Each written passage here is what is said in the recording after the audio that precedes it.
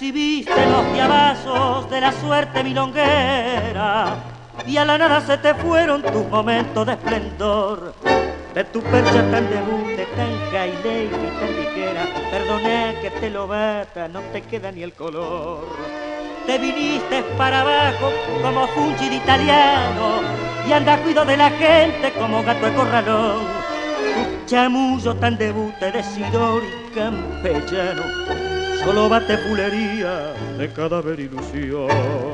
Y total, porque la mina te la dio por la azotea y en el medio de la vía amurado te dejó, cara a cara con la vida, con tu pobre vida rea, donde ella sin quererlo poco a poco te llevó.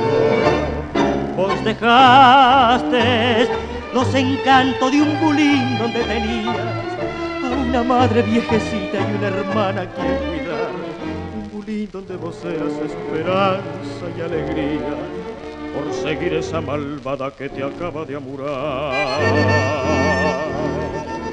Olvidaste los deberes por seguir la caravana que apenado o afligido y tenés que abandonar. No llores, eso no es de hombre, con llorar nada se gana.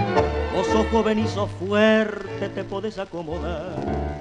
Todavía estás a tiempo de pegar el batacazo más debute y provechoso que podés imaginar.